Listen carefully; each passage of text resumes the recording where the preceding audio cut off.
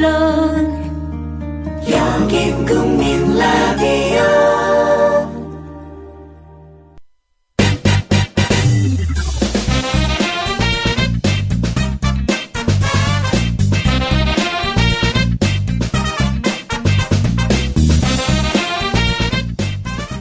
최규성의 대중음악 LP 가이드.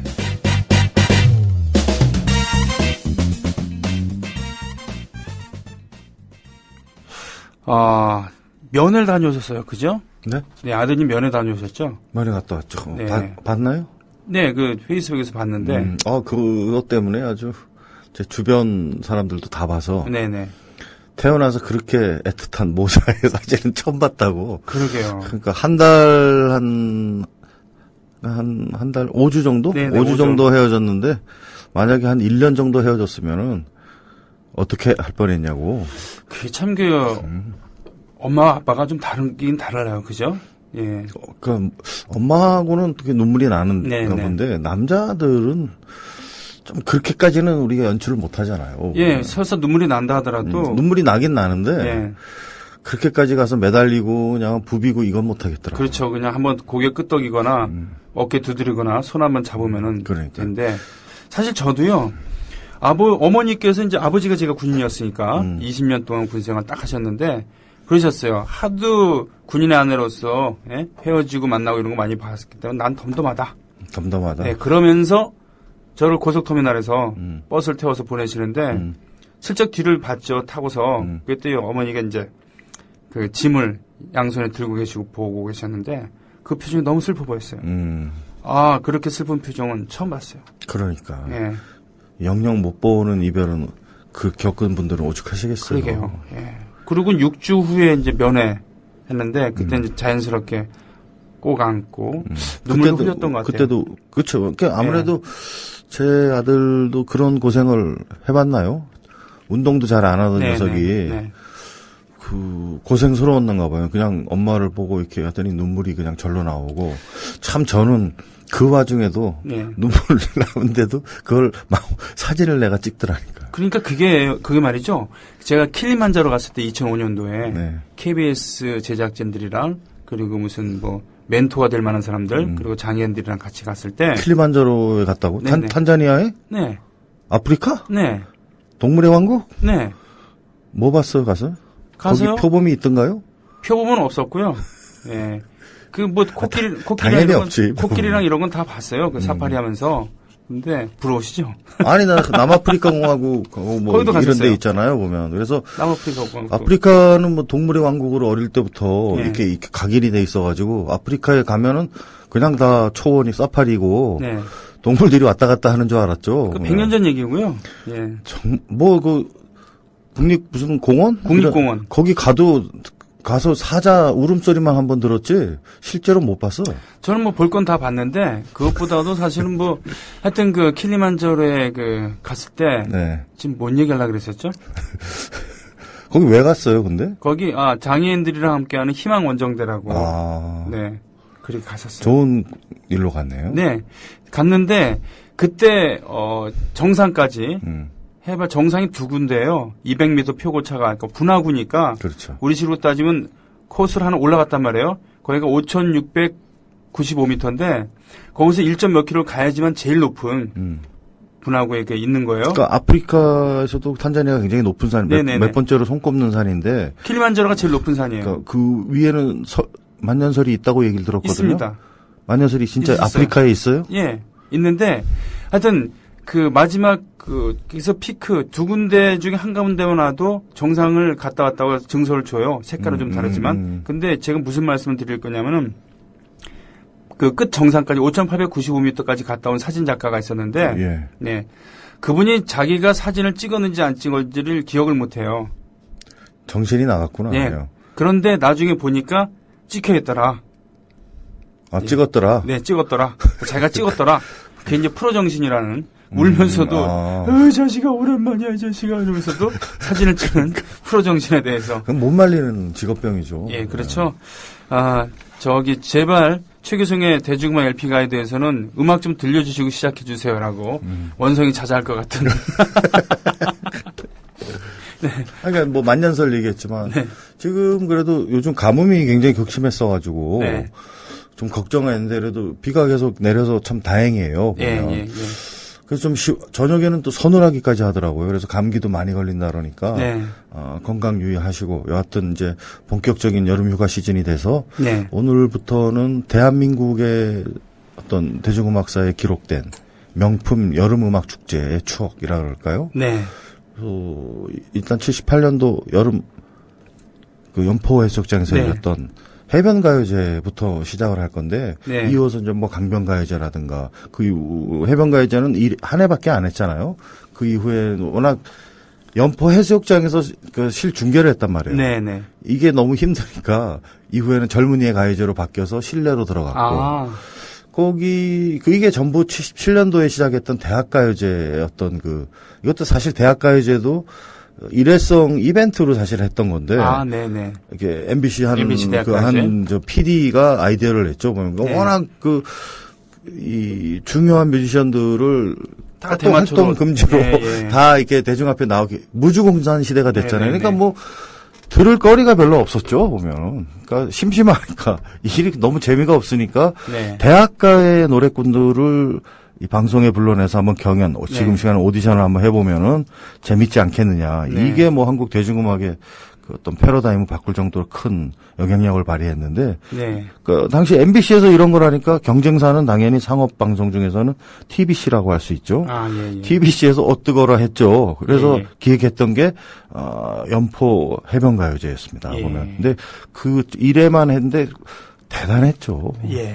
지금까지도 여름 시즌송 하면은 1회 해변가요제에서 나온 노래들이 뭐 계속 안 나올 수가 없죠, 보면은. 그렇군요. 근데 강변가요제는 계속 개최가 됐잖아요. 강변가요제는 79년부터입니다. 79년부터 강변가요제는 보통 이 앞에 TBC나 그 대학가요제는 TV에서 지상파 TV에서 주관했다 그러면 강변가요제는 강변가요제가 아니었고요, 처음에 강변축제였어요. 그러니까 소박하게 MBC FM에서 기획했던 건데 그렇군요. 이게 또 일이 커지면서 지상파로 당연히 가면서 강변가요제가 돼. 강변가요제도 나중에 TV로 이렇게 그럼요. 중계를 했는데 해변가요제는 기술적인 문제로 한 번 하고 말았고. 그렇죠. 강변가요제는 제가 알기로는 녹화로 한 거는 아는데 그 방송분을 음원을 다 날리고 정말 뭐 이게 난리가 아니었다고. 하긴요. 그래서 따로 다 불러 모아갖고 재녹음을 하기도 하고 뭐 그랬었다는 얘기도 있습니다만 일단은 음악을 하나 듣고 와서 또 얘기를 나누겠습니다. 이 노래 뺄 수 없을 것 같아요. 장려상 받았던 장남들의 바람과 구름인데 장남들은 당시에 연포 해수욕장에서 그때 가면 해변에 이렇게 간이 천막 쳐놓고 했던 그런 고고장 같은 게 있었잖아요. 거기서 아르바이트로 하고 있다가 이게 뭐 이렇게 아치가 세워진단 말이에요. 해변가에 그래가지고 부랴부랴 지원을 해가지고 다시 서울로 올라가서 그 예선을 통과해서 다시 내려왔죠. 보면. 그렇군요. 그렇게 해서 이 장려상밖에 안 됐습니까? 이 참여한 팀들을 보면 장려상도 대단한 거죠. 그래요? 참 추억 돋는 분들 많이 계실 거예요. 그죠? 그렇죠. 뭐 여름 하면은 산으로 가시는 분들도 있고 강으로 가시는 분들도 있고 그렇겠지만 역시 바다가 최고 아니겠어요? 저는 뭐 거의 바다에서 살았고. 그러셨군요. 어릴 때 제 고향이 이제 강릉이다 보니까 거의 뭐 그냥 아마 동남아 스타일이었을 것 같아요. 제가 보기에는. 새까맣게 타가지고 별명은 또 수영도 잘해가지고요. 물개? 경포대 물개였죠. 경포대 물개. 제 아들이 사실은 며칠 전에 혼자서 여행을 다녀왔는데 강릉이라는 데를 처음 간 거죠. 좋았다고 그랬습니다. 경포대도 좋았고 선교장이 좋았다 그러더라고요. 또 문화적이네요. 좀 의외인데요. 네? 뭐 의외라고요. 그러면 안 됩니까? 아니, 안 된다는 게 아니고, 놀라서 좀, 흐뭇해서 감탄하는데 이렇게 공격적으로 나오지? 뭐 오늘 안 좋은 일이 있나 봐. 그럴 리가 없다라는 표정으로 보고, 그런 말씀하시니까. 병희 씨가 문화적인데, 아드님이야 그 피를 이어받았는데 안 그렇게 선교장이라는 데가 재밌는 데예요. 이제 조선시대 어떤 건물이 원형 그대로 남아있는 몇 곳 안 되는 곳 중에 하나잖아요. 근데 선교장이 아마 교차 때문에 그런 게 아닌가 싶은데 선교장 앞에 주차장이 강릉 시내 이제 결혼하는 그 선남 선녀들, 네. 그 신혼 부부들이 그 뒤풀이하는 장소입니다. 그래서 그 친구들이 결혼식 끝나고 그 차에다가 이렇게 깡통 매달고 네네네. 뭐 이렇게 심지어는 뒤 트렁크에다가 신랑 신부를 거기다 앉히고 달립니다. 보면은 그 신랑들이 매우 곤욕을 겪는 그렇죠. 동료로 알고 있어요. 그 이제 북어 이걸로 말른 네. 그걸로 신랑들 그 발바닥 때리고 그래서 신부가 와서 빌고 그러니까 온갖 푸닥거리가 거기서 다 벌어져서 선교장에만 하루 종일 있어도요 심심치 않아요. 재밌겠네요. 그런데 너무 지나쳐서 네. 어떤 때는 이제 보면은 야 저거 사고 나지 않나 싶을 정도. 강릉이 굉장히 심한 걸로 저는 알고 있어요. 아유, 네. 그 본산이 바로 선교장 앞 주차장입니다. 아, 그렇군요. 야, 원조 중에 원조구나. 예. 그런데 강변가요제인가 해변가 징검다리도 해변가요제입니까? 그렇죠. 아. 징검다리가 여름이라는 노래로 이제 네네. 대상을 그랑프리를 수상했는데 그랑프리군요. 이게 말이 많았죠. 어떻게요? 기성곡이잖아요. 원래 해바라기라고 예전에 아, 예, 맞아요, 맞아요. 4인조 해바라기가 이미 발표한 이정선 선생님 작사 네네, 작곡인데 맞아요. 네. 이 노래의 어떤 창작자가 심사위원이었거든. 그리고 대상을 받았다. 그러니까 이게 뭔가 조금 좀 약간 비난의 소리가 있어요. 아니 이런 새누리당스러운 일이 있을 수가 있어요. 예. 근데 네. 어떻게 그게 그럴 수가 있지 하면서 이렇게 생각할 수 있는데 제1회 해변가요제는 그 18세 이상의 그 남자면은 네네. 그 남녀면, 참가가 네. 대학생 여부에 상관없이 다 문호가 개방돼 있었고요. 아, 네. 77년도 MC 대학가요제도 그랬잖아요. 그때 네. 기성곡도 팝송도 부를 수 있었어요. 보면. 그래서 이 해변가요제도 기성곡이나 팝송을 불러도 출전할 수 있었기 때문에 가능했던 일이에요. 그러니까 전혀 룰에 어긋난 건 아니죠. 그렇군요. 그래도 오얏나무 아래에서는 가끈을 내는 게 아닌데, 네. 하여튼 하지만 그래도 결국은 여름이라고 하는 그런 시즌송. 뭐 한동안 여름을 대표하는 시즌송이었고, 네. 뭐 무엇보다도 왕영원이라는 그때 아주 상큼한 이게 이제 한양대 혼성 보컬팀 아니에요? 징검다리. 예. 그래서 예. 왕영원 씨는 뭐 그 이후에 뽀뽀뽀도 그렇고 그 가수보다는 이제 방송인으로 많이 그 유명세를 떨치고 지금도 활동하고 있는 걸로 알고 맞아요. 있어요. 그때 대학가요제 출신들 또는 하여튼 각종 가요제 출신들이 방송가에 많이 진출해서 젊은 피를 수혈했는데. 그렇죠. 임백천 씨도 마찬가지고. 임백천 씨는 대학가요제. 네. 또 주병진 씨도 그렇습니다. 주병진 씨도 바로 이 해변가요제 출신입니다. 아, 그러세요? 장안의 인재들이 많이 배출된 그런 짧고 굵은 그런 가요제였군요. 그렇죠. 네. 예. 최규성의 대중문 LP 가이드 할 때는 우리 쉬는 시간이 없어요. 보통 다른 게스트랑 이렇게 다른 게스트랑 얘기할 때도 쉬는 시간이 없지만 보통은 이제 음악을 틀 때는 조용히 무슨 검색을 하기도 하고 다음 계획을 세우기도 하고 다음 노래 뭐 틀지 기사 검색하기도 하고 그러는데 최규성 선생님과 방송을 할 때는 오히려 더 바빠요. 음악 틀고 나면은 각자 수다 떠느라고.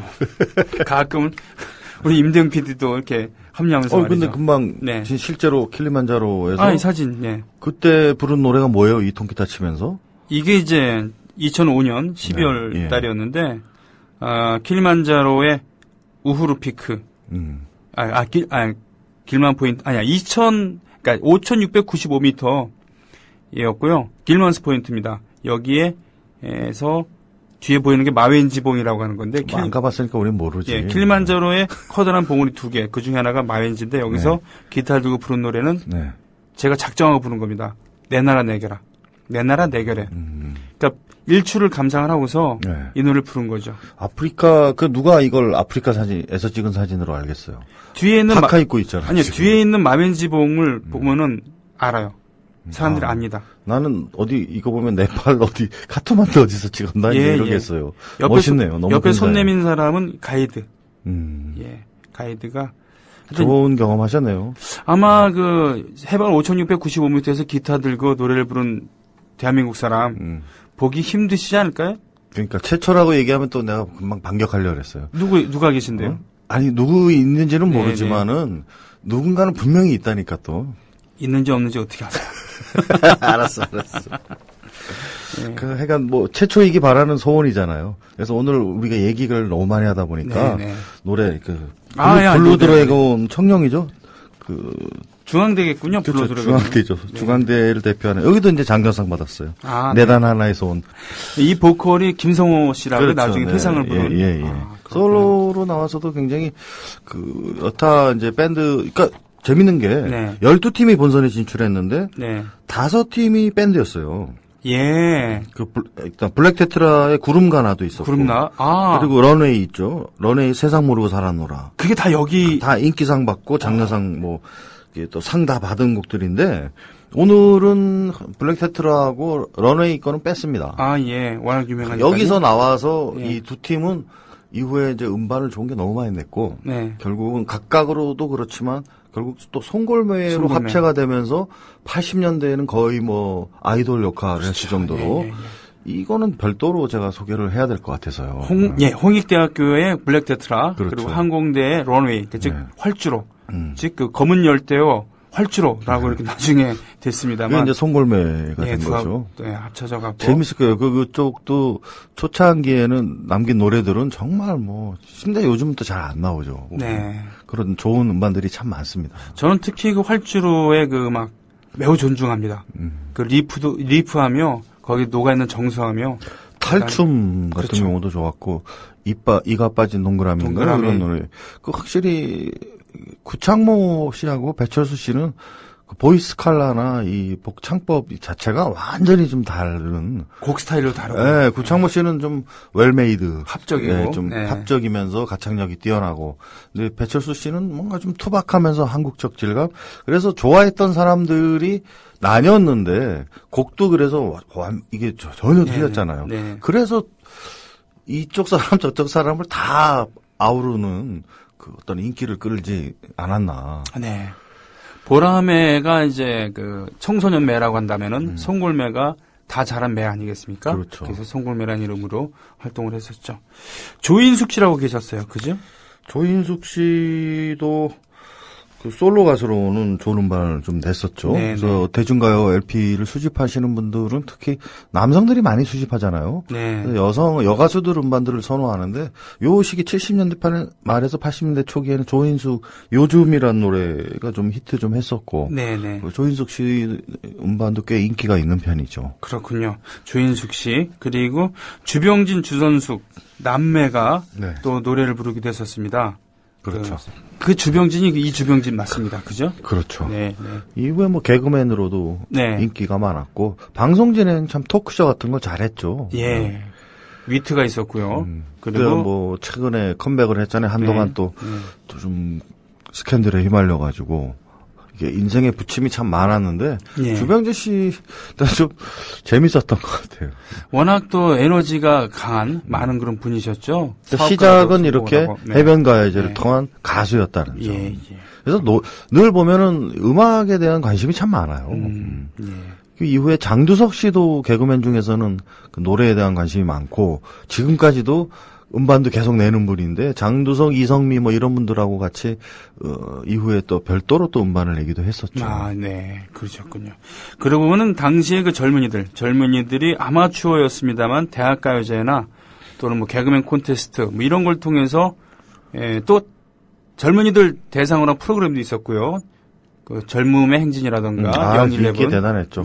그래서 어느 정도의 특권도 부여해주기도 했습니다만 그런 통로를 통해서 대학가의 재주꾼들이 또 연예계로 진출하기도 하는 그런 점에서 굉장히 좀 중요한 말씀인데 77년, 78년 이 대학가요제 또 이 해변가요제 이게 나오면서 대학가요라는 게 이제 거의 패러다임을 바꿨다 그랬잖아요. 한국 대중음악에 그 정도로 인기가 굉장했었고 이 가요제에서 수상을 했다, 좀 인기를 끌었다 하면은 바로 독집 제작으로 이어지는 게 하나의 또 등식. 이렇게 해서 이후에 또 무수한 가요제들이 생기잖아요. 보면 대학가에서도 광운공대 같은 게 월계가요제라는 게 있고 지방에서도 또 전일가요제라는 게 또 있었어요. 전일가요제를 통해서 김만준의 모모라든가 빙빙빙이라든가 이런 또 좀 이게 나오니까 전국 각지에서 정말 지금도 우리가 잘 몰라서 그렇죠.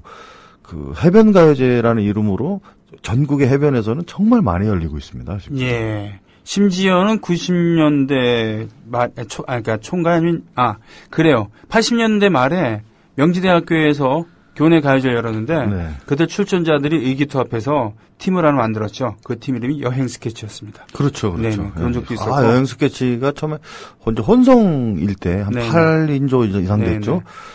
좀 굉장히 좋아. 일단 여행 좋아하는 여행 떠나기 전에 뭔가 그 어떤 느낌 이런 네. 거를 그 토크송 비슷하게 이렇게 네. 넣기도 하고 하면서 어떤 지금처럼 좀 구린 스타일로 이렇게 그냥 그 효과음을 넣는 게 아니고 실제 여행 떠나는 그 느낌을 여행 스케치 음악 뭐 대단했었죠. 특히나 여행 가서 별이 진다네 같은 경우는 그 시대에 뭔가 그 미인을 얻기 위한 네. 남성들이라 그러면은 반드시 그 구사해야만 되는 작업성이 아닙니까? 예, 이제 뭐 정리해야 될 시간이 됐습니다만, 이치현 씨가 본명으로 2인조로 송기타 듀엣으로 참여했었던 적이 있었다고요. 그렇죠. 원래 번님들은 밴드가 아닌 네네. 남성 듀엣이었죠. 네. 이때 1회 대회에서 역시 그 참가를 했었고, 네. 요때 이제 인기상을 받았잖아요. 그 바닷가라는 노래로. 그 바닷가. 이제 그 이후부터 락 밴드로 그 체질 개선을 해서 KBS에서 뭐 10대 가수상. 그러니까 아마 80년대에는 이렇게 송골매라든가 번님들 또 다섯 손가락이라든가 이런 네. 팀들이 지상파를 거의 점령을 하면서 그래서 80년대를 우리가 락밴드 전성시대라고 얘기할 수 있는 게 아닌가. 네. 이런 가요제들을 통해서 배출된, 뮤지션들이 80년대에 굉장히 어떤 중요한 인프라를 구축을 했었죠. 네. 그렇게 해서 여름 특집 오늘 일부 해변 가요제 얘기를 좀 했습니다. 네. 네, 오늘 즐거운 얘기, 좋은 음악도 나눴습니다. 다음 주를 또 기대하죠. 네, 감사합니다. 예, 고맙습니다. 회원관리 모드로 가보겠습니다. 오늘 제 시간에 새로 가입해주신 식구가 되신 분들, 예, 서울 도봉구 쌍문 4동 현대 1차 아파트에서 동굴파랑님께서 출자까지 맞춰주신 그런 조합원으로 함께하고 계십니다. 그리고 경기 포천시에서 쪽박소님께서 예비로 등록을 해주셨어요. 고맙습니다. 반갑습니다. 네.